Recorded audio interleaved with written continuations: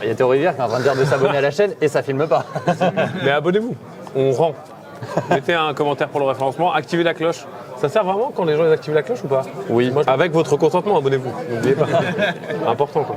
Salut tout le monde, c'est Asao pour Ludotrotteur. On est aujourd'hui au Salon des Jeux à Vichy et on va vous faire un vlog pour vous montrer tout ça. Il y a énormément de choses à voir. Alors on est là sur plusieurs jours, donc je risque de changer de tenue au fur et à mesure de la vidéo. C'est normal.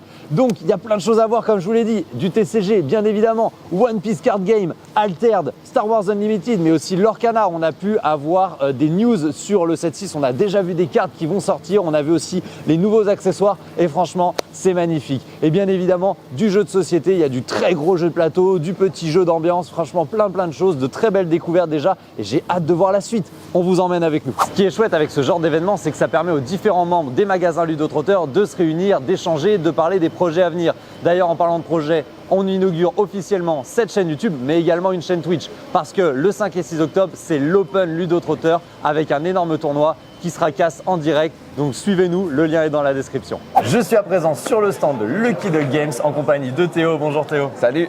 Et je suis un gros fan de Mad Max. J'ai vu ce plateau complètement dément. Est-ce que tu peux me parler de Thunder Road? Ouais, on est sur un jeu de course à la Mad Max, comme tu dis, complètement déjanté. Donc chaque joueur a 3 voitures, petite, moyenne et grande. Le but, c'est de tracer le plus vite possible. Il y a plein de dangers. Il va y avoir des flaques d'huile, plaques de glace, du feu, des vers des sables. Oh! Il y a de tout. Les bagnoles sont équipées de canons. Donc en plus, si on est derrière une bagnole quand on finit notre tour, on va pouvoir shooter. C'est un jeu avec beaucoup de chaos. Il passe plein de trucs.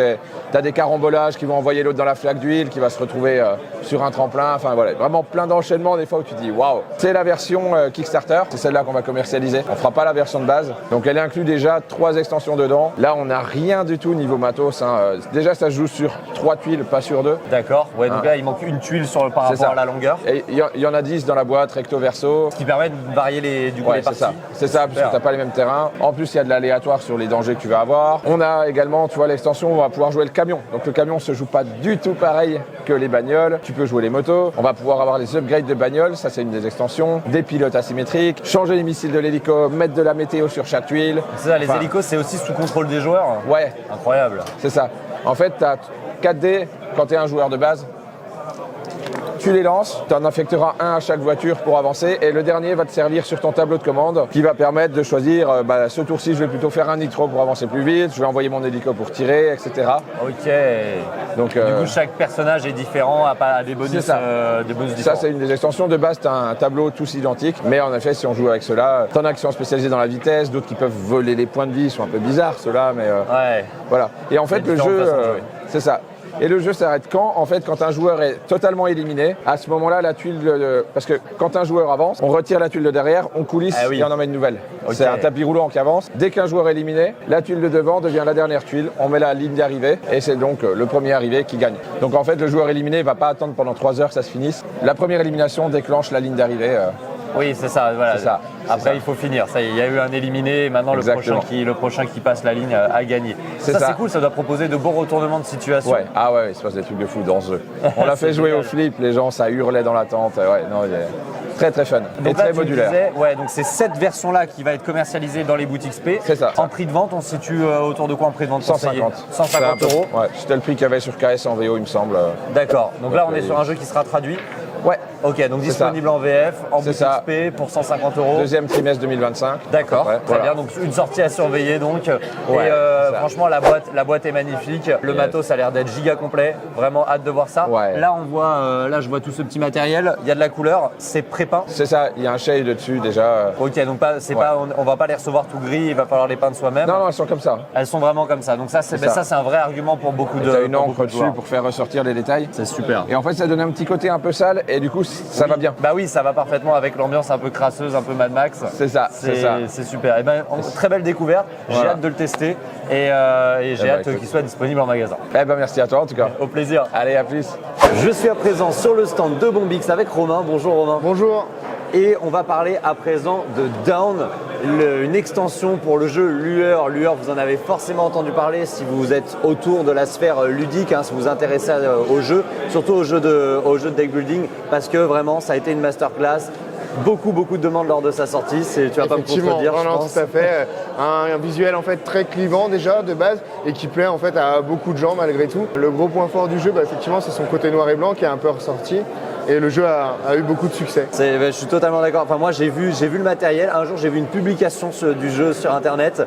J'ai vu le plateau, j'ai vu le style. Je suis pas forcément très noir et blanc à la base, mais il y avait un truc, il y avait un feeling. Les cartes, etc. Même les dos de cartes sont très beaux. Et vraiment, j'ai sauté dans ma voiture et j'ai foncé dans la boutique pour aller récupérer le jeu. Et j'ai bien fait de me dépêcher parce que j'étais le dernier. Et la dame derrière moi, du coup, m'a fait « Ah, il n'y a plus de lueur ». Et le vendeur a dit « Ah, je suis désolé, monsieur, prends le dernier ». Enfin voilà. C'était vraiment, à l'époque, j'étais pas avec Ludo-Trotter, hein, j'étais vraiment tout seul à Paris, etc. Donc voilà, c'est pour ça que j'étais un client, on va dire, normal. Et j'étais très content d'avoir eu mon petit lueur last minute. Mais alors du coup, Aube, Ouais, voilà, Aube extension, qu'est-ce que ça va rajouter? Et Aube, en fait, c'est toujours une extension pour le jeu lueur. Et effectivement, toujours Cédric Chaboussi qui a créé cette extension, toujours illustrée par Ben Basso et Vincent Dutray. On est resté fidèle un peu à ce qui a été fait au départ. Et Aube, le gros avantage de Aube, c'est que lueur, c'était un jeu 2 à 4 joueurs. Et à présent, c'est un jeu qui peut jouer de 1 à 6 joueurs. Ah, oh, même Voilà, seul. même seul. Il y a un mode solo qui a été créé pour l'occasion et qui est vraiment très très intéressant. Et la grande particularité aussi, c'est que ça rallonge pas forcément les durées de partie. Vu que c'est un jeu très dynamique où on joue tous en même temps, c'est ça qui est bien. Un jeu à 6 joueurs où on peut jouer tous en même temps, où c'est très dynamique et très rapide, il n'y en a pas beaucoup sur le marché. Ça, c'est la caractéristique première. Et en plus de ça, on s'est permis de rajouter des modules, donc des modules de cartes différentes, avec des compagnons différents. Un ajout aussi important qui nous a semblé, même s'il y avait déjà beaucoup de héros de base, on a voulu en rajouter d'autres. Donc on en a rajouté 3, et avec chacun des caractéristiques particulières et des nouveaux dés. Histoire de réactualiser les parties, d'apporter de la fraîcheur. Tout à fait. Et pour jouer à 6 joueurs, c'était bien aussi de pouvoir avoir du choix et pas seulement les personnages de base qui, eux, étaient disponibles aussi en 6 exemplaires. Mais là, on se permet du coup d'en avoir 3 supplémentaires pour ajouter de la diversité. Et comme ça, même un nouveau joueur qui démarre, qui prend lueur et Aube, donc Dawn en anglais et Aube en français, dès le début, il peut se dire tiens, pourquoi pas prendre l'extension pour tout de suite avoir une diversité et une richesse de jeu plus grande, quoi. Exactement, c'était exactement l'idée qu'on avait derrière. Voilà. C'est top, ça va apporter beaucoup de diversité. Et à titre personnel, moi, un des facteurs qui fait le plus monter pour moi la note d'un jeu, c'est sa rejouabilité. Et là, ça s'inscrit parfaitement dans cette dynamique, donc gros point positif. Merci beaucoup. Au plaisir. Bonne journée. Hâte de tester Aube. Et on se retrouve à présent pour parler du jeu Naishi avec son co-auteur Mathieu. Bonjour Mathieu. Bonjour. Alors en quelques mots, comment tu décrirais Naishi? Naishi pour moi c'est un jeu rapide d'affrontement, donc 2 joueurs, de tableau building et de contraintes parce que tu as ta main bloquée. C'est beaucoup de mots là. Non mais c'est bien, c'est super. Et la main bloquée justement, ça m'évoque un petit peu la partie qu'on vient de faire. À la fin, je savais, il fallait que je prenne une carte et il me restait une. Voilà, j'avais pas envie de bouger ma main et c'est vrai que c'est plein de contraintes, donc vraiment très intéressant. Moi voilà, réaction à chaud comme ça, super jeu, j'ai adoré. Un petit peu la genèse de cette idée, de cette conception. Alors justement ce que tu viens d'évoquer, la main bloquée, c'était la première idée que moi j'ai eue. Alors je dis moi. Vraiment, à la base, c'est une idée que moi j'avais eue, que j'avais parlé avec Alex Fortino, donc le co-auteur, qui est en train de tourner, je sais pas où il est, mais il est censé être ici. Et puis moi, le but, c'est que je voulais avoir un jeu un peu un draft, où on prendrait 5 cartes, tu peux pas changer la position, t'en poses une et tu passes le deck. Pour le coup, quasi rien qui est pareil, mais on a quand même gardé cette idée de contrainte, main bloquée. Un truc qui nous a intéressé tout le long du développement, c'était cette idée que tu n'arriveras pas à faire tout ce que tu veux faire. Puis c'est ça qu'on voulait, que ça relance des parties, que des gens disent « Ah, mais j'ai pas réussi, mais cette fois-ci, je vais réussir », et donc de continuer comme ça. C'est vraiment l'idée, contrainte, sur 2 plans, et puis à la fin, on pose, on compte les points. Le jeu, je le trouve magnifique en plus de ça. La direction artistique, pourquoi ce choix? Pourquoi se diriger vers une DA Japon culturelle à ce niveau-là? Alors ça, c'était l'idée à Alex. Moi, à la base, c'était vraiment des numéros avec des couleurs. C'était vraiment très basique. Et puis c'est lui qui avait eu cette idée de dire, il faudrait qu'on mette un thème pour représenter que telle carte fait des points à côté de tel truc. Donc on voulait un peu ce truc d'avoir, exemple, le moine qui fait beaucoup de points à côté du site religieux et tout ça. Mais le côté Japon, c'est vraiment lui qui avait pensé. Il y avait ce côté où ça fait un peu plus gamer, en fait. On voulait montrer que c'était quand même pas un jeu familial, alors qu'on a eu des enfants qui sont venus, qui ont joué, qui ont battu leurs parents, Donc clairement, il était accessible. Mais on voulait montrer que c'était un jeu sérieux si on veut. Et puis c'est vrai que le thème japonais plaît aux gamers. Donc voilà, c'est bon ensemble quoi. Et du coup, l'illustrateur, c'est l'un de vous deux ou vous avez fait appel à quelqu'un? L'illustratrice, pour le coup, c'est Marianne Luscout et c'est son premier jeu. Ok. Donc vraiment, elle, c'est Alex justement qui la suivait sur Instagram, qui a proposé son nom comme illustratrice. Donc premier jeu et puis on est hyper content du résultat parce que tout le monde, c'est le premier retour qu'on a. Il est magnifique. On a eu des gens qui ont acheté le jeu à un autre festival que parce que c'était un jeu japonais et qu'il y avait la direction artistique. Bah franchement, on la félicite parce que vraiment, voilà, Oui, c'est vraiment une réussite. Visuellement, ça donne envie, c'est génial. Et du coup, là, je vois marqué Merle Édition, ce qui est un peu l'éditeur de ce jeu. Alors, c'est un éditeur c'est leur deuxième jeu, mais au moment où on s'est rencontrés, on a signé un contrat, ils n'avaient rien sorti encore. Ok. Donc, c'est toujours pour des auteurs. Donc, moi, je ne suis pas du tout dans Merle Édition, mais c'est dur pour des auteurs de se dire est-ce qu'on fait confiance à une compagnie qui n'a pas encore fait ses marques, qui n'a pas encore fait ses preuves. On a hésité à se dire, on croyait beaucoup dans le projet, à dire est-ce qu'on va voir des plus gros, bien sûr, on aura plus de visibilité et tout. Mais la meilleure décision qu'on aurait pu prendre, c'était d'aller chez Merle, parce que du coup, ils ont tout donné sur ce jeu. Pour que le jeu il sorte maintenant, alors qu'on a commencé ça en décembre, c'est même pas une année de développement. Décembre dernier, Oui, 2023? Nous, on a signé le contrat au mois de décembre. Donc, il y a tout qui s'est fait hyper rapidement. Ils ont tout donné. On a participé dans toutes les étapes de production, ce qui n'est pas du tout le cas pour la majorité des maisons d'édition. Mais non, on est hyper content. Tout est clean. On a donc un petit format, petit prix, alors que c'est des cartes de qualité, des illustrations de qualité. J'ai rien à redire, en fait. Tout a été bien fait. En plus, le jeu est disponible sur BGA. C'est l'éditeur qui a appris à coder pour pouvoir le mettre sur BGA lui-même. Donc, vraiment, nous, on n'a rien fait de ça. Puis le jeu, maintenant, tout le monde peut y jouer. Donc, génial. Et au final, est-ce que c'est pas la meilleure chose, ça, que tout le monde puisse rendre ça accessible au plus de monde possible? Et puis que tout le monde soit content dans le développement. Donc, pour le moment, tout le monde, on est tous contents de notre travail. Donc, qu'une réussite, quoi. Franchement, c'est une belle réussite et je te souhaite à toi et à ton co-auteur, du coup, et même à l'illustratrice qui vous accompagne, vraiment tout plein d'autres réussites par la suite. Je sais que tu as également une chaîne YouTube. Ouais. Où est-ce qu'on peut te retrouver? Sur On Joue Dessus. Donc, chaîne YouTube, podcast surtout, puis partout. Moi, je suis partout. C'est Vous allez me voir partout, quoi. on ira le voir partout. Merci Mathieu. Merci à vous. Merci Ludo Trotta. Et je suis à présent sur le stand de Studio H avec Thibaut. Thibaut qui m'a fait le plaisir de me faire découvrir Radjack.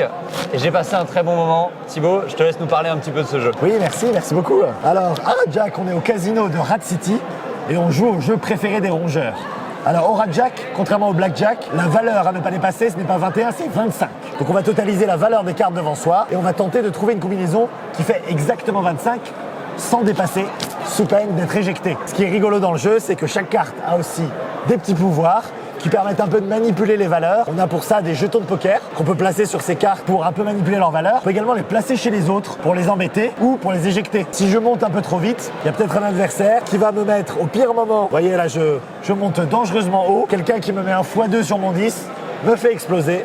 Et cette personne gagne un point de victoire. Donc on cherche la combinaison gagnante ou à défaut, on va embêter les autres, essayer de les éjecter. Il y a beaucoup d'effets différents. Il y a 4 paquets de cartes, sachant qu'on en mélange 2 pour jouer. Et il y a des jetons de poker double face qui ont des effets très différents. Donc voilà, encore nous, on se surprend, on découvre des petits combos, des petites synergies. Ah, il peut se passer ça, voilà. C'est un jeu qui se joue en une vingtaine de minutes. C'est excellent à 3-4 joueurs, avec de l'ambiance autour de la table. Faut quand même être un petit peu gamer pour comboter les effets, faire des petits calculs gagnants. Voilà, c'est Radjack qui est sorti chez nous il y a 10 jours. Il y a 10 jours en plus, donc voilà, c'est très récent. Personnellement, ça m'a tapé dans l'œil déjà parce que je suis un fan de Blackjack, mais aussi parce que la DA, elle est vraiment superbe. Tu m'as dit c'est une dessinatrice du coup qui a travaillé dessus. Tout à fait, oui tout à fait. Il y a 36 personnages différents, des ratons laveurs, des belettes, des rats qui viennent jouer au Radjack. On a fait des cartes un petit peu, cartes de casino, cartes bicycle, il y a des jetons de poker. On a un peu les jetons du casino de Rad City.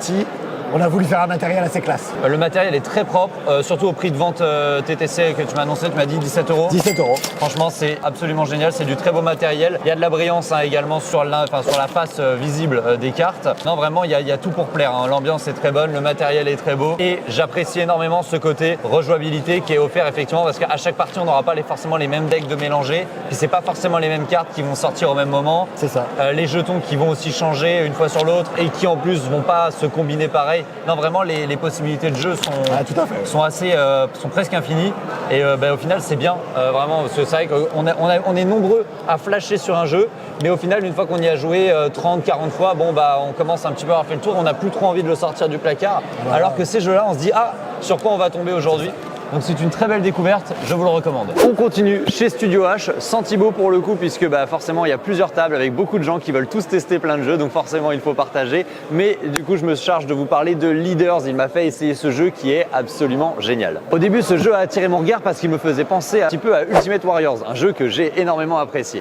Et en fait il n'en est rien, ça ressemble un peu visuellement, le plateau, les personnages, mais en réalité le gameplay est très différent. On est sur un jeu d'affrontement en 1 contre 1, donc ça se joue à 2 joueurs. Dans lequel l'un va contrôler le roi et l'autre la reine. Bien évidemment, chacun va chercher à éliminer l'autre. Pour ce faire, il va falloir coller 2 de ces personnages, ce soit notre roi, notre reine ou les personnages que l'on va recruter, au roi ou reine adverse. Et le but du jeu, c'est de venir le bloquer, de venir l'encercler. Ça ressemble un petit peu aux échecs. Tous les personnages, hormis le roi et la reine, ont des pouvoirs spéciaux, des façons de se déplacer avec plus ou moins de conditions. C'est très intéressant. Ça sort en mars prochain et j'ai déjà extrêmement hâte d'y rejouer. La version sur laquelle on a joué est une version prototype en plus. C'est pas la version finale, donc j'ai vraiment hâte de voir ce que va donner le matériel une fois le jeu complètement sorti. En plus de ça, les illustrations sont magnifiques et en même temps c'est Nayad qui s'en occupe et vous savez que je l'adore. La boîte de jeu est très sympa également dans ses rangements, on profite d'un superbe tiroir pour mettre tous les stands des petits personnages. Donc concernant les images que vous voyez actuellement à l'écran, le plateau et les cartes sont prototypes, en revanche les stands, donc les figurines que vous avez pour jouer,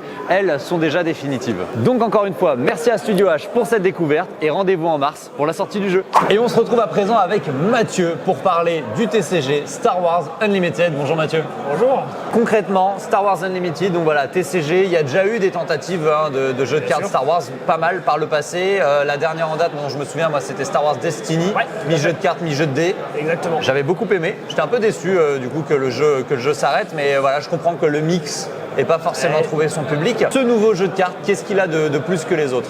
En plus de l'univers Star Wars, qui est déjà un univers très porteur évidemment, il apporte une mécanique qui est vraiment super intéressante. Ça va être très réactif, il n'y a pas de temps mort. On va chacun faire des actions à tour de rôle, on va se battre, ça va être de la baston stellaire comme on est dans Star Wars. Et vraiment la mécanique de action puis action, ça permet d'avoir un jeu hyper actif, hyper cool et qui est en plus facile à prendre en main pour ensuite jouer un nombre de parties incalculable. Okay, on n'est pas du tout dans le style de jeu où clairement où l'autre va jouer son tour pendant 15 minutes et je vais subir... Le gros défaut de certains TCG, c'est que tu ne vais rien faire pendant 10 minutes, je vais te regarder faire, là ça n'existe pas. Déjà un très bon point. Pour tout ce qui est du coup extension, accessoires, de manière générale par exemple sur les différentes séries, on est à quelle fréquence de sortie ? 3 extensions par an, du coup environ tous les 4 mois. Ça reprend à chaque fois des thèmes différents de l'univers. Là on est sur le 2e set qui est sur le thème du Mandalorien, dont les 2 personnages qu'on a là aujourd'hui. Le 3e arrive bientôt, ça va être sur la guerre des clones, donc une période de Star Wars très très populaire. Il va y avoir des jetons droïdes, des jetons clones, ça va être n'importe quoi avec ce bon vieux Grievous qui arrive aussi et tous les autres personnages, notamment la saga Clone Wars, la série animée. Donc chaque set va reprendre différents moments de l'époque et dans Star Wars, entre les films, toutes les séries qu'il y a eu annexes, il y a vraiment beaucoup d'univers à creuser. Ça, très bon point. Moi, Grievous, perso, ça fait partie de mes méchants de Star Wars préférés. Alors, en vrai, évidemment, il est plus étendu à côté. Regardez Clone Wars. Vraiment. Oui, tout à fait. Voilà, Grievous est vraiment... on comprend mieux pourquoi ils veulent absolument le choper dans le 3e film. Il est vraiment dangereux. Maintenant, parlons peut-être un peu des mécaniques. En quoi le jeu est plus original. Enfin, quelle est son originalité là-dedans ? Alors, il y a toute la notion, comme je disais tout à l'heure, des actions qu'on fait à tour de rôle. Il y a également des choses qui sont des défauts dans certains TCG qui sont gommés là-dedans. Par exemple, tout le système de ressources. On va utiliser des ressources pour jouer et payer nos cartes. Mais toutes les cartes peuvent être utilisées de cette manière-là. Ce qui fait qu'il n'y a pas cette frustration de ne pas avoir la bonne carte au bon moment. Ça va simplement se résumer à des choix. T'as pas de mana death. Il n'y a pas de mana death, il n'y a pas de mana flood, il n'y a pas tous ces problèmes-là. Je ne cible aucun jeu Magic. Mais l'intérêt étant de dire n'importe laquelle des cartes peut être jouée. Il y a beaucoup de possibilités. Et la seule limite, c'est les choix qu'on va en faire. Là, tu vois, j'étais en train de regarder un petit peu les cartes. J'ai vu pas mal de couleurs différentes. Ouais. Est-ce que les couleurs sont liées à des mécaniques de jeu, comme tu parlais de Magic juste avant ? Ouais. Tout à fait. En fait, il y a 4 couleurs majeures et 2 couleurs mineures. Les couleurs mineures, ça va être simplement l'infamie ou l'héroïsme. Je vais y arriver. Donc, tout simplement les gentils et les méchants. D'accord. Et après, il y a 4 couleurs qui vont symboliser 4 aspects de la stratégie. Et ces couleurs-là, effectivement, ont à chaque fois un ordre d'idées. Alors c'est pas très original, mais le bleu va faire plus de contrôle, plus de gestion de ce qui se passe. Le vert va aller très vite, très fort avec des grosses unités. C'est des choses qu'on a déjà vues dans d'autres TCG. mais ça fonctionne bien. Et ce qui est intéressant, c'est que chaque deck a au moins 3 couleurs. Parmi 2 des majeures et une de la mineure. Donc ça permet de faire un nombre de decks différents parce que chaque extension a beaucoup de nouveaux leaders, beaucoup de nouvelles bases. Ça on va y revenir plus tard je suppose, mais il y a beaucoup de couleurs différentes qui font beaucoup de combinaisons. Un même leader peut avoir 4 façons d'être joué et on a plus de 16 leaders par extension, donc ça fait beaucoup de decks possibles. Dans la construction d'un deck, toutes les cartes qui sont de la couleur du leader et de la base font que ces cartes-là sont jouables à leur prix normal. On a le droit de mettre des cartes d'une autre couleur. À ce moment-là, il y aura une pénalité, elles seront plus chères à jouer. Ça, c'est plus intéressant dans ce qu'on a dans le draft ou le CD, parce qu'on peut avoir besoin de mettre une carte qui est intéressante. D'accord. Dans le construit, en général, on essaie de respecter les couleurs, sauf si des cartes sont vraiment incroyables, par exemple, dans leur coût, et que ça donne un intérêt, même si on demande de les jouer plus cher. Donc on est sur un jeu, là de ce que tu me dis en fait, qui s'adresse principalement déjà aux fans de Star Wars. En premier. Est-ce que, voilà, admettons je suis tout juste, voilà, j'ai à peine vu les films, est-ce que c'est un TCG voilà, j'aime le TCG, mais j'ai à peine vu les films Star Wars, est-ce que ça peut m'intéresser? Bien sûr. Ça peut intéresser. Comme on disait, la licence attire les gens, la mécanique va attirer d'autres personnes. Les seuls que ça va repousser, c'est ceux qui ont une dent contre Star Wars. Je ne sais pas si ça existe, mais ça va repousser ces gens-là. Mais après, bon, c'est pas très grave. Mais finalement, il y a soit le thème, soit la mécanique, soit les deux. C'est qui sont des arguments en béton. Ok, bon, ça tombe bien, je suis un fan de TCG et je suis un fan de Star Wars, donc techniquement je devrais passer. C'est impossible que ça ne te plaise pas. Ouais, je devrais passer un bon moment. Très bien. Eh bien, je te laisse m'expliquer les règles de base et puis on va faire une partie. A few moments later. C'est sans nos visages à l'écran que l'on se quitte, mais merci beaucoup Mathieu pour cette initiation. C'était un véritable plaisir. Et franchement, voilà, c'était le défi que je t'ai lancé. Voilà, j'avais pas mal d'a priori parce que la façon dont on m'avait présenté le jeu la première fois ne m'avait pas convaincu. J'étais pas trop sûr de ça. Là, franchement, j'ai envie d'y jouer. Donc défi réussi, bravo. Tu m'as donné envie de jouer à Star Wars Unlimited. Merci, avec plaisir. On est à présent à l'échoppe du Gaulois avec Julien. Bonjour Julien. Bonjour. Et donc tu nous accueilles sur ton stand et ton stand il est vraiment pas comme les autres parce que jusqu'ici on a vu des jeux de société, des jeux de plateau, des jeux de cartes, voilà, pas mal de choses.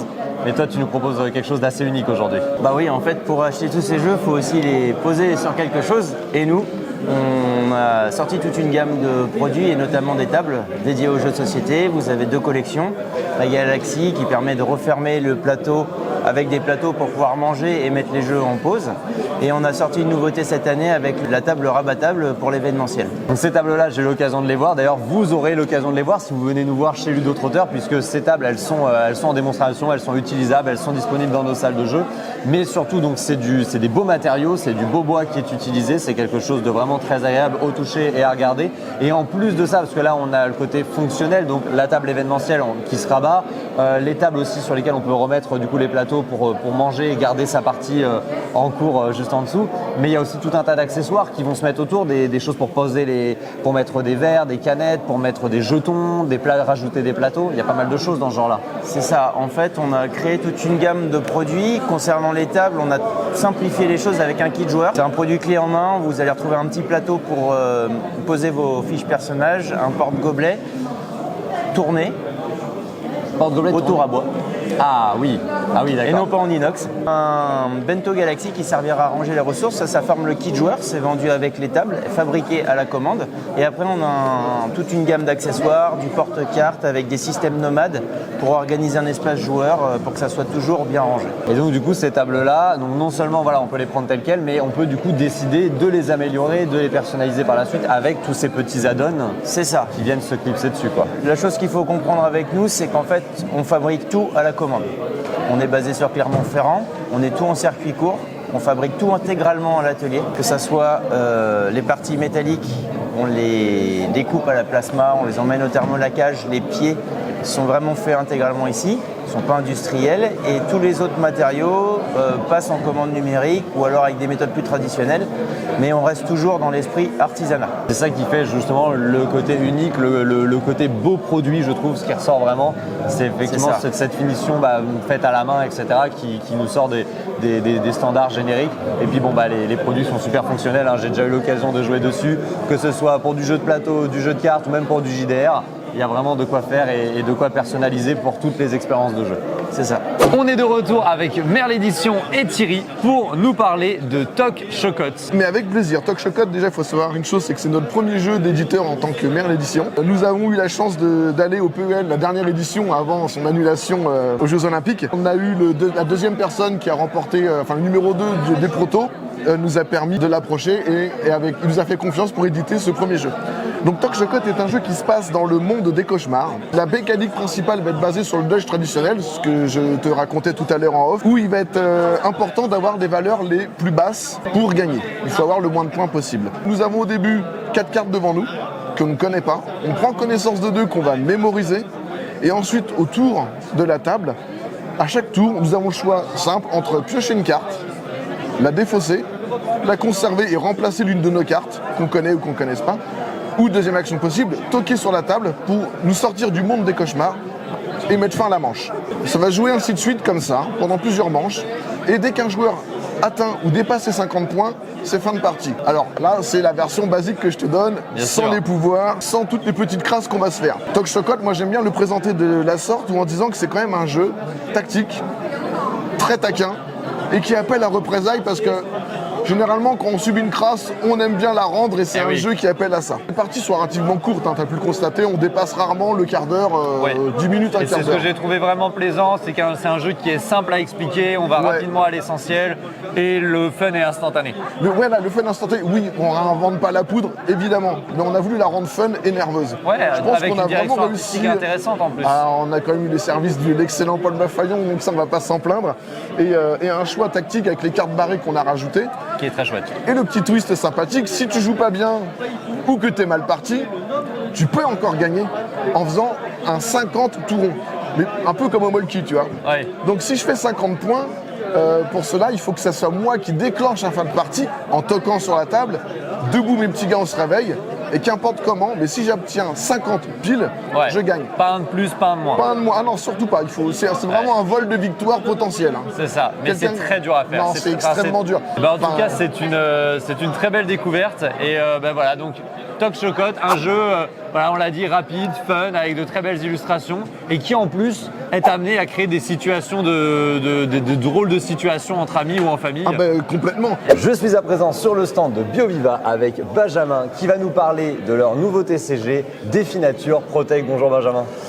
Et bonjour, écoutez, merci de votre venue. Effectivement, BioViva cette année, on vous propose un nouveau jeu de cartes à collectionner, Définature Protect. Ce jeu va vous proposer de collectionner plus de 300 cartes différentes. Ces cartes seront des cartes animaux et le degré de rareté de ces animaux sera le même que le degré de rareté de l'animal lui-même. C'est-à-dire que plus un animal sera rare dans la nature, plus il sera rare dans le jeu.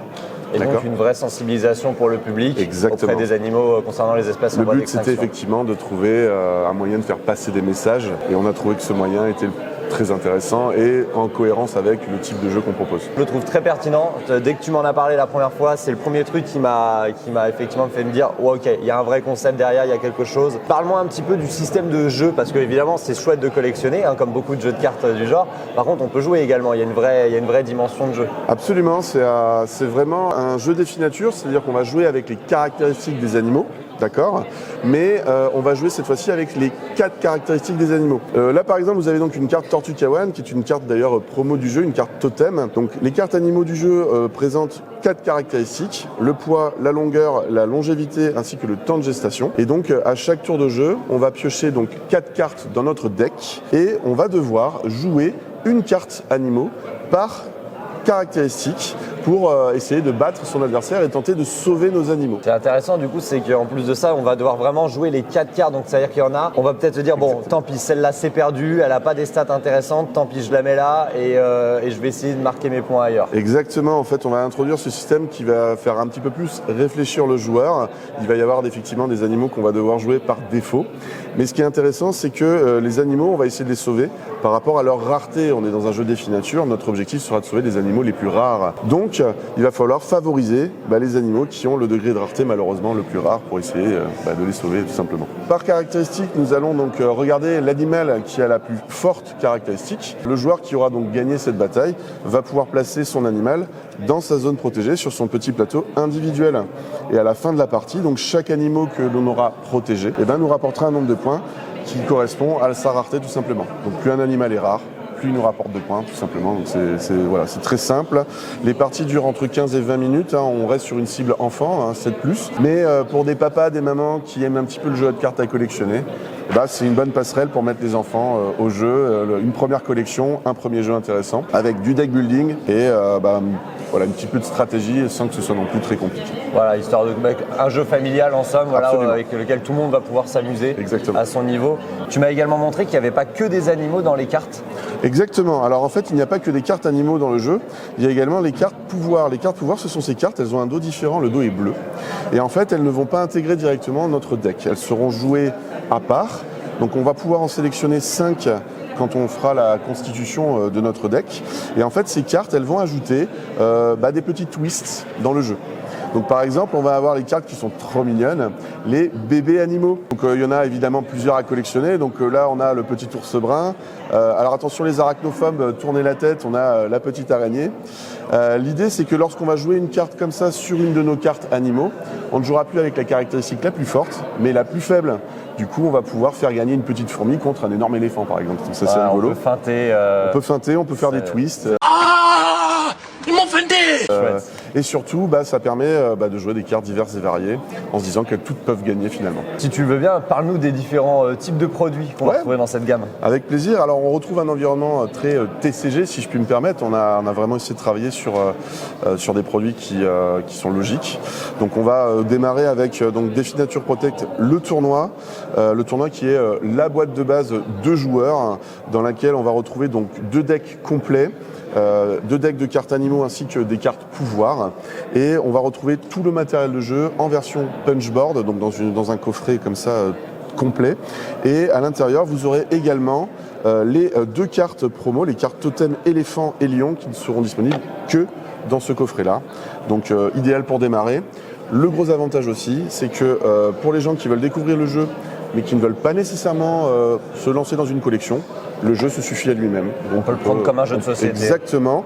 Et derrière, on peut même utiliser et jouer avec nos paquets de cartes définitures classiques avec ce système de règles. Voilà.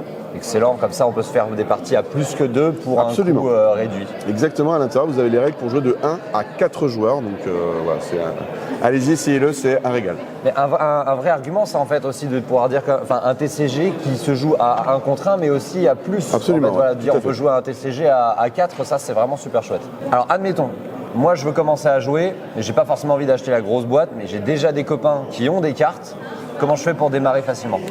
C'est très simple, tu te rends dans ton magasin de jeux de société préféré et tu peux tu peux leur demander donc des packs de démarrage. On en propose 2 au lancement, le pack avec les gorilles des plaines de l'Ouest et le pack avec la panthère des neiges. Donc ce sont des packs qui contiennent un deck complet, donc avec les cartes animaux et les cartes pouvoir qui vont bien. Les cartes totem, gorilles des plaines de l'Ouest et panthère des neiges qui ne seront que dans ces packs-là. Et également tout le matériel de jeu pour jouer à Definiture Protect. Vous avez également un booster à l'intérieur qui est offert. Ça c'est chouette. Ouais, ça c'est chouette parce qu'on peut déjà commencer à personnaliser son deck si on veut. D'accord. Et d'ailleurs j'en profite parce que tu disais que là le gorille et la panthère des neiges étaient exclusifs à leur deck, donc Absolument. on ne peut pas les trouver dans les boosters. Non. Est-ce que c'est pareil pour le lion et l'éléphant qu'on a vu sur la boîte d'avant ? Tout à fait, ouais. Ok, tout à fait. très bien. Avis aux collectionneurs, vous savez ce qu'il vous reste à faire. Donc là, ça y est, j'ai mes cartes, j'ai mon deck de démarrage, je suis prêt à commencer à jouer. Maintenant, je veux commencer à personnaliser mon deck ou améliorer ma collection. Qu'est-ce que j'ai comme choix pour le faire ? On est sur un TCG, je vous apprends rien. Vous avez évidemment les boosters. Alors les boosters, vous les trouverez dans toutes les boutiques de jeux de société près de chez vous, évidemment. Vous pouvez les acheter à l'unité, d'accord ? Ils sont pas chers. Fabriqué en France, c'est vrai qu'on l'a pas dit depuis le début, mais on est sur un jeu fabriqué en France en éco-conception. Pas mal, non ? C'est français. Après, vous avez le pack de 3 boosters. Le pack de 3 boosters qui vous propose 3 boosters évidemment. La carte totem du Tigre du Bengale, qui est une carte qui ne se trouve que dans ce pack-là. Comme les autres cartes totem, elles sont spécifiques au pack. Et vous avez également à l'intérieur le poster qui va vous permettre de suivre votre collection et de cocher vos cartes. Ça, c'est très très cool. Et voilà. Alors là, du coup, depuis tout à l'heure, on voit qu'il y a des cartes exclusives à chaque pack. Moi, je suis habitué au TCG, j'aime bien optimiser mes decks. Il y a certains jeux, ils autorisent une carte dans un deck en x3, d'autres en x4. Ici, sur ce jeu-là, chaque animal est unique, donc effectivement, il va falloir essayer de trouver une composition de deck avec un animal de chaque type, de chaque espèce, en sachant que les restrictions de construction vont se faire sur les raretés des animaux. En fait, vous aurez un certain nombre d'animaux communs à mettre dans votre deck, un certain nombre d'animaux en danger, un certain nombre d'animaux en voie d'extinction et 2 animaux en voie d'extinction critique. Ah oui, seulement. donc les rouges, je peux en mettre que 2 dans mon deck. Exactement. Donc effectivement, ça sert à rien de se dire je vais spammer les espèces les plus rares. Oui. Et à l'inverse aussi, pareil, du coup, les animaux totems qu'on trouve exclusivement dans certains packs, j'ai pas à me dire il va falloir que j'achète ce pack tant de fois parce qu'il me faut mon x3 dans mon paquet, etc. Puisque de toute façon, je pourrais jouer qu'une seule fois. Exactement, et je rajouterais que les cartes totem, comme le Tigre du Bengale, ce sont des cartes avec un traitement spécifique, mais elles existent en version aussi régulière. Ah. Donc le Tigre du Bengale, je peux tout à fait l'avoir dans ma collection classique. Et là, c'est juste une carte qui est très jolie, en fait, tout simplement. Ok, donc en fait, elle est exclusive en totem dans le pack de 3 boosters, mais je peux l'avoir en version normale dans un booster. Dans un booster, tout à fait. Ok, excellent. Voilà. Et donc tu me montrais, forcément, il y a plein de choses à collectionner. Et nos cartes, on va vouloir les ranger quelque part. Donc on a 2 albums, c'est ça ? 2 albums, c'est ça, ouais. Les albums qui seront en commercialisation, en vente exclusivement dans les boutiques de jeux de société. Ça, c'est important de le préciser. Donc chez Trotter, entre autres. Et effectivement, BioViva, comme on a à cœur la préservation de la planète, il fallait qu'on trouve une contre-mesure pour avoir des portfolios sans plastique. Et donc on a trouvé cette solution d'albums en papier. Papier glacé qui permettent d'encocher ces cartes à l'intérieur et qui permet donc de classer sa collection de cartes Definature Protect, comme vous pouvez le voir. Et à la fin de ces albums, vous avez également la liste des 300 cartes de Protect à collectionner que vous pouvez cocher pour suivre cette belle collection chez vous. Donc il faudra les 2 albums pour mettre les 300 cartes. Alors il faudra 3 albums. 3 albums en tout. Si on est vraiment un collectionneur acharné, chaque album vous permet de stocker 104 cartes. Ok. Et donc si vous voulez la collection complète dans les albums, il vous en faudra au moins 3. Ouais.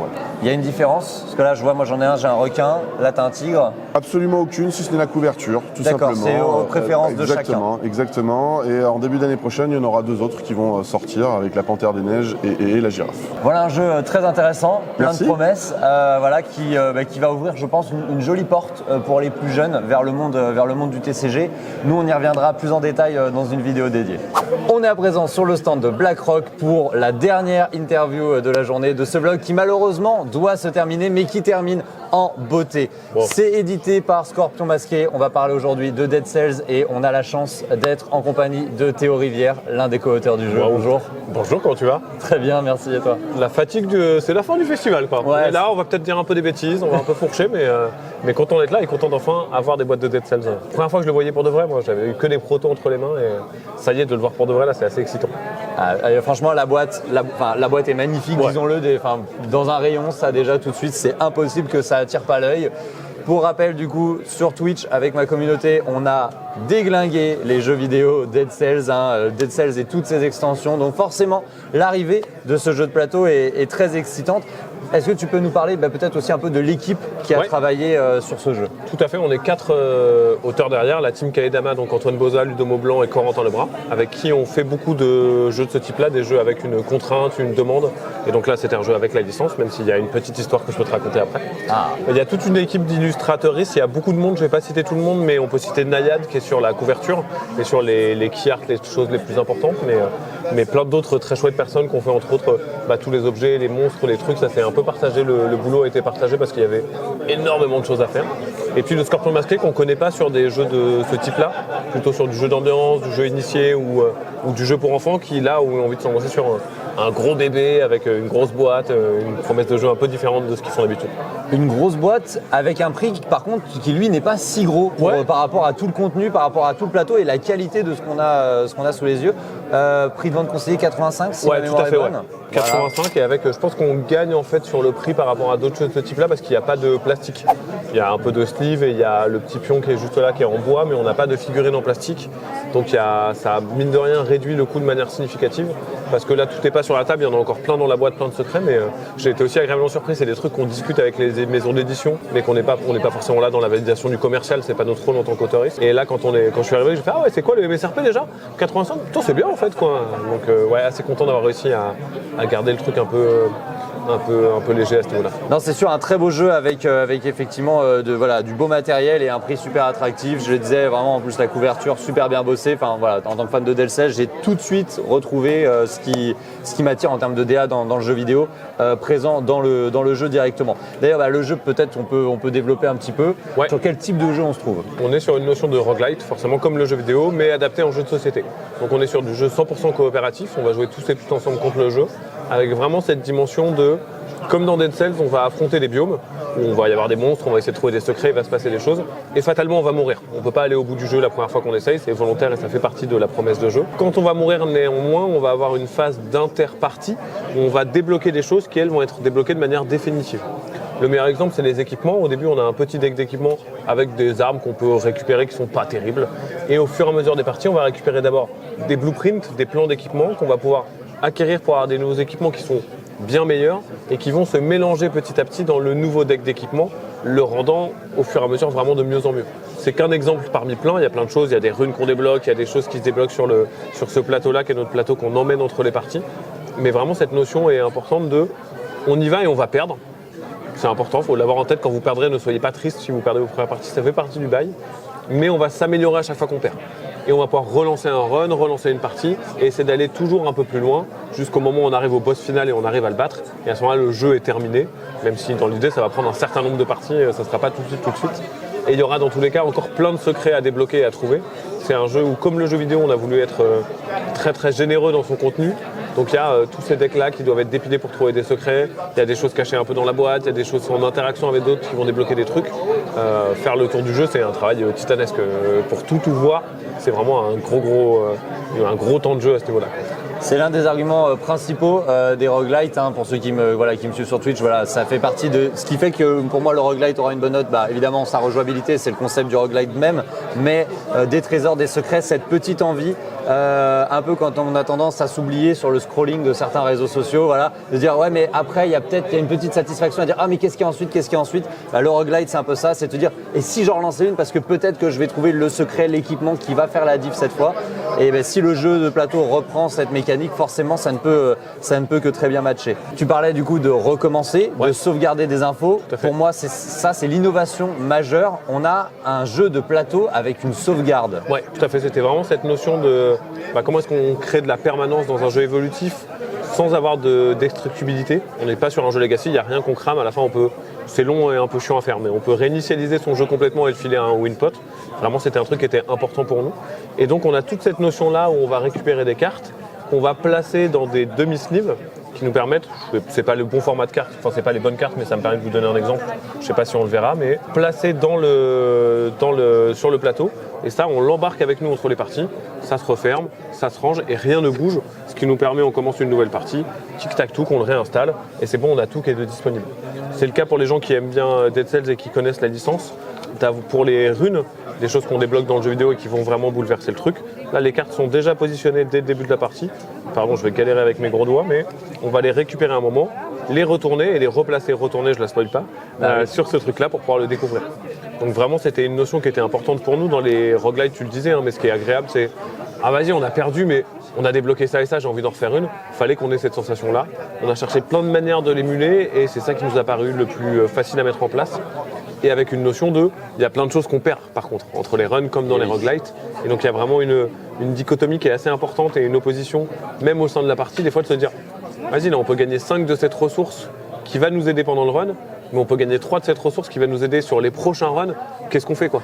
Est-ce qu'on se dit que là on peut aller battre le boss de fin, on va réussir à y aller et donc on prend un peu de risque, ou vas-y on se dit qu'on va perdre, c'est pas grave, mais on collecte le plus de cellules possible pour débloquer plein de trucs pour la partie suivante. Ça, ouais, c'est vraiment, voilà, c'est encore une fois, c'est vraiment la mécanique, voilà, le visuel bien sûr, mais la mécanique qui m'a fait me dire, ok, ils ont compris le concept et réussir à mettre une sauvegarde. Franchement, c'était pour moi un tour de force parfaitement exécuté. Quelles a été du coup les difficultés rencontrées en termes, parce que forcément vous partez d'une licence, Ouais. on disait tout à l'heure il y avait une petite anecdote, Ouais. voilà, il y a une licence de base, il faut respecter le matériau d'origine tout en proposant quand même une expérience nouvelle. Nous, il n'y a pas la licence au tout début du point de départ. C'est-à-dire qu'on rencontre le Scorpion masqué sur un festival à Essen, on discute avec Manu et Christian qui géraient la boîte, et ils nous disent on adore les roguelites en ce moment, on aimerait faire un jeu de plateau qui soit un roguelite, ils nous font un petit dossier, on discute, et dans nos rêves communs, il y a Dead Cells. Et moi j'ai un copain qui connaît les gens de Dead Cells à ce moment-là, et je me dis vas-y, ça coûte rien, on envoie un mail disant si on peut avoir la licence, ça serait fou quoi. Mais on n'y croit pas spécialement à ce moment-là quoi. Et il y a vraiment un truc de on va voir, ça serait fou, mais tentons, ça ne coûte rien. On envoie un mail, on met les gens en contact. Hyper sympa, les gens de la Motion Twin vraiment hyper chouettes, très à l'écoute, vraiment une vraie volonté de s'impliquer suffisamment pour qu'on respecte bien les licences, mais de laisser la place à tout le monde pour qu'on puisse faire un truc bien. J'ai eu l'occasion d'aller dans leur bureau à Bordeaux pour les faire jouer à des étapes à différentes étapes du prototype pour qu'ils valident, mais vraiment des petits amours. La relation de travail était exemplaire sur plein d'aspects. Et donc c'est parti, on a la licence. Et effectivement, à ce moment-là, le stress absolu qui a été le premier truc difficile, c'est on a aussi beaucoup joué à Dead Cells, on adore le jeu, il défonce tout. Vas-y, il faut pas qu'on se loupe en fait quoi. Il y a une pression qui est plus importante. Donc sur les premières itérations des prototypes, il y avait vraiment une dimension de on peut pas merder quoi. On a trop de respect pour ce jeu vidéo pour que derrière on fasse un truc qui soit décevant pour nous et pour eux. Il faut que ça soit le mieux possible quoi. Forcément, je peux pas dire si on y arrivait ou pas parce que je suis pas le meilleur pour juger notre travail, mais vraiment, en tout cas, c'était un truc qui était central pour nous. Et derrière, la difficulté principale, c'était retranscrire un jeu qui est hyper nerveux, hyper jeu vidéo en fait, dans un jeu de société qui est plus calme où on est posé autour d'une table. Forcément. Et je comprends pourquoi ils sont allés dans cette direction, mais pour prendre une comparaison, quand ils ont adapté Slay the Spire en jeu de société, Slay the Spire est déjà une forme de jeu de société, donc c'est facile, c'est pas déjà le mot, des cartes dans le jeu vidéo, il y a déjà des cartes. Ouais. Il y a une base mécanique, alors que nous on pouvait pas faire, vas-y, j'appuie sur un bouton et mon bonhomme il fait une roulade, ça marchait pas. Donc il fallait réussir à trouver comment est-ce qu'on pouvait avoir une expérience de jeu qui rappelle Dead Cells, et c'est ce qu'on a vraiment cherché à faire, tout en étant suffisamment différente parce que les mécaniques n'étaient pas les mêmes. Et ça, on a exploré plein de trucs. Avant, c'était un jeu en temps réel pour que ça soit rapide avec un sablier. Il y a un moment où c'était plus un jeu de cartes. Les phases d'exploration, elles sont passées par plein de trucs. On dépilait un deck, on allait dans des portes. Et vraiment, on a exploré plus de choses que d'habitude parce qu'on voulait vraiment que ça nous plaise et que ça leur plaise aussi. Et après, la difficulté majeure, une fois que tout ça a été posé, qui a été la première grosse brique, c'était de faire plein de contenu et forcément de tester. Là où un jeu de société c'est facile quand on est auteuriste de se dire vas-y sur mon jeu on fait une partie, ok je change ça, on est reparti. Voilà, quand on arrivait au milieu de la campagne et qu'on se disait et si cette mécanique en fait on changeait ça pour ça, fallait tout remettre en place, tout reprendre depuis le début, tout réimprimer, redécouper et oh là là des cartes de Dead Cells on a découpé des milliards je pense et puis retester depuis le début. Et forcément ça a été un moment à l'atelier à Valence où on est tous les 4 régulièrement. On avait une table dans un coin, c'était la table Dead Cells. Je pense pendant 3 mois le jeu il était mis en place juste parce que on voulait pas refaire la mise en place à chaque fois, donc elle était consacrée à Dead Cells exclusivement. Ça on se dit ok on est reparti, on refait un nouveau run depuis le tout départ, on enlève tout, on relance et ça nous prenait pas le temps de tout ressortir quoi. Donc vraiment la création de contenu ça a été tentagruel à un moment, pentagruel et ça a été vraiment très très long mais et en même temps très agréable parce qu'il y a cette notion de secret de se dire on rajouterait bien ça là, la petite rêve dans le jeu vidéo on l'aime bien, comment est-ce qu'on l'intègre? Et sur ça, on s'est vraiment bien éclaté quoi. Très belle histoire. Déjà, on ne peut que saluer l'effort qui a été fourni pour respecter, pour vouloir créer quelque chose de fidèle et de qualitatif. Pour l'instant, moi, j'ai eu l'occasion de faire simplement un début de partie, donc un peu frustrant, très frustrant, etc. Mais j'ai hâte de m'y plonger. Surtout que le jeu, en plus, on n'est pas obligé. Alors, c'est un jeu coop, comme tu l'as dit au début, mais on peut aussi y jouer seul. Ouais, tout à fait. Il y a un mode solo qu'on a développé qui n'est pas simplement une émulation de vas-y, je joue en faisant 3 persos. Il y a un vrai mode solo. On est accompagné par Serena de l'épée qui parle et qui vole. Donc on peut y jouer seul et derrière ça se joue de 2 à 4. Je pense que c'est 3 ma configuration préférée, ce qui n'est pas commun pour ce genre de jeu, donc je suis assez content qu'on ait un truc à 3 qui puisse ressembler à quelque chose. Mais là les premières personnes qui sont en train de faire une campagne depuis le début, qui ont eu l'occasion de jouer beaucoup, la font à 2 et m'ont débriefé et ça se passe très très bien à 2 aussi, donc non assez content. de ça. Et le mode solo, il nous paraissait assez essentiel. À un moment, on a voulu faire une blague, on n'est pas allé au bout, mais quand le Scorpion Masqué nous a dit ce serait bien d'avoir un petit mode solo quand même sur ce truc-là, on s'est dit bah oui, on met une carte, c'est le QR code, c'est le jeu vidéo. C'est facile, le mode solo de Dead Cells, c'est Dead Cells. Allez jouer à Dead Cells, c'est parti. Ah oui, pas mal, ça c'est On drôle. s'est dit que c'était quand même un peu too much, donc on a développé un vrai mode solo. Mais ouais, vraiment avec cette notion de une config suffisamment différente sans que ça soit des bouleversements de règles, mais pour qu'on n'ait pas l'impression de jouer tout seul à un jeu qui joue à plusieurs. Normalement, le mode solo est un vrai mode solo. Bah, c'est super. Est-ce que les gars, vous avez des questions, du coup, des choses que vous voudriez apporter? Un jeu de société, tu arrives à te dire ok, je vais commencer par où tu commences ton idée. Le premier truc, ça a été la mécanique. C'était de se dire comment est-ce qu'on joue et qu'on fait un système de jeu qui va tenir la route. Le premier truc qu'on bosse, c'est ce système de combat. De se dire, ok, il y a tempo 1, 2 et 3 et on les résout dans l'ordre avec les monstres. Est-ce que ça tient la route ou pas? Et à ce moment-là, on n'a pas les biomes, on n'a pas le truc qu'on débloque. Juste, on teste bêtement la méca de est-ce que c'est agréable de faire des combats comme ça? Si on en fait 1, 2, 3, est-ce que c'est suffisamment ouvert pour réussir à mettre. Parce que c'était un jeu où il fallait beaucoup de leviers de game design. Parce que si tu débloques des trucs et que ton jeu c'est un pile ou face, normalement tu te dis, ok, bah, quand je fais face, je fais pile et quand je fais pile, je fais face. Puis bah, c'est un peu tout quoi. Il faut plein de leviers. Donc c'est vraiment ça a été le premier truc qu'on a fait. Ça a été un des trucs les plus rapides, ça, on a réussi à le poser assez rapidement. Derrière, il y a eu le système évolutif, qu'est-ce qu'on débloque et comment ça marche. Là, on en a le plus chié paradoxalement parce que c'est pas le truc qui est le plus éblouissant quand on regarde, c'est ça. Où pendant longtemps, c'était un système de cartes qui marchait pas. Ensuite, on avait un système un poil différent de positionnement dans l'espace et on a eu du mal à retranscrire ce côté de ok, on se déplace de lieu en lieu. On a un peu le choix de est-ce qu'on va aller vers là-bas, est-ce qu'on fouille un peu tout, est-ce qu'on va chercher des trucs plus durs, mais on a des meilleurs cadeaux. Ça a été le truc où vraiment on s'est arraché les cheveux un moment et jusqu'un peu au dernier moment on n'était pas satisfait quoi.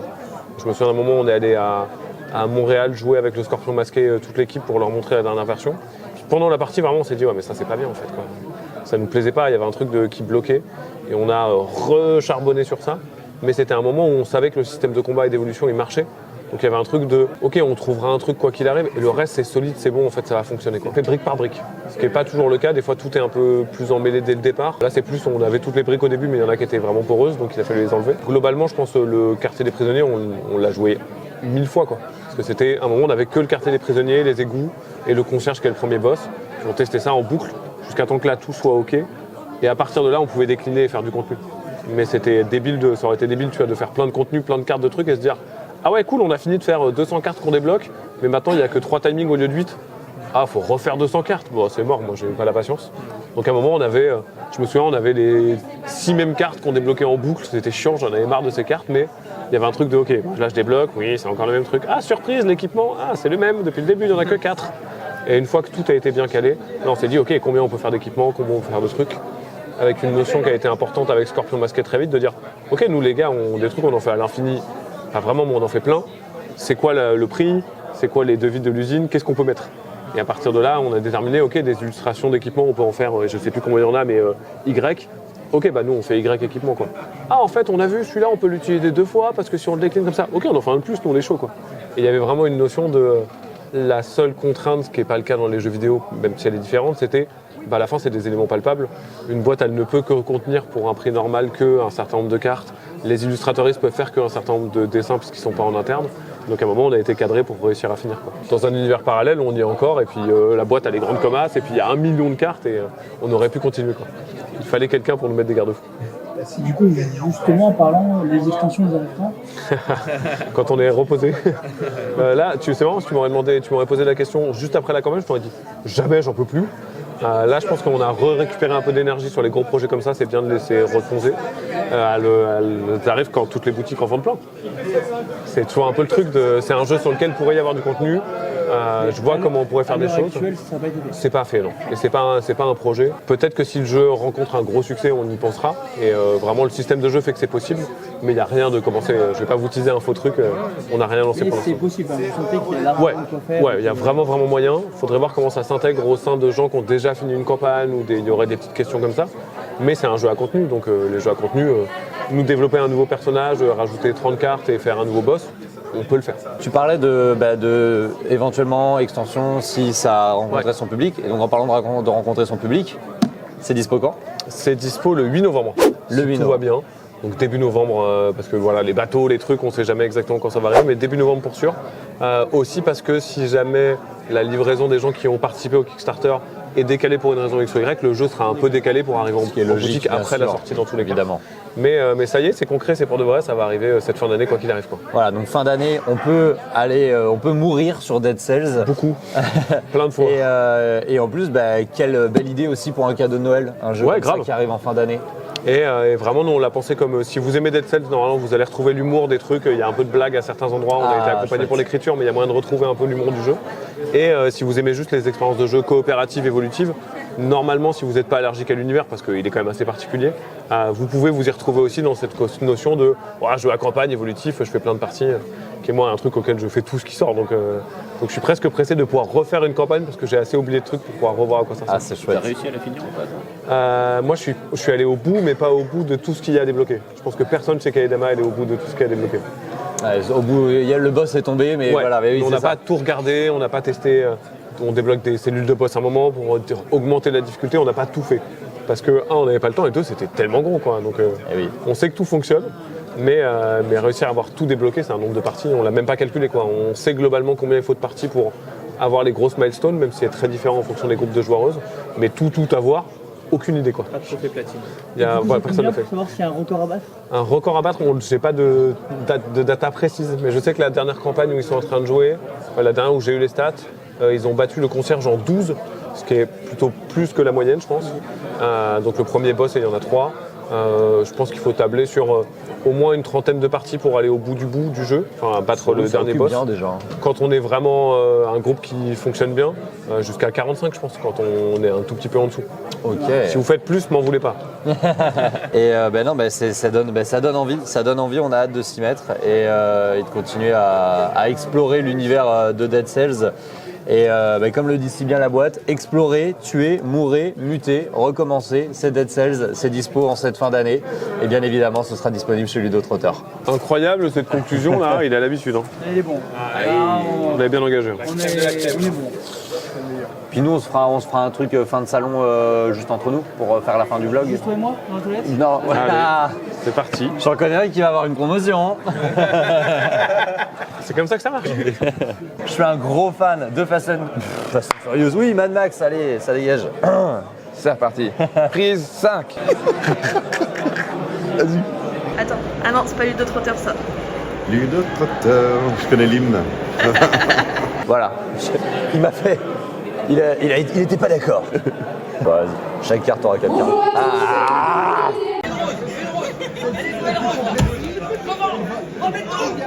je suis là. Non, c'est pas bon. Comme bâtard. Vas-y, remets tes cheveux. Quand je vais dérocher ça, les fous rires, ça va être détester. merveilleux. Abonnez-vous, on rend.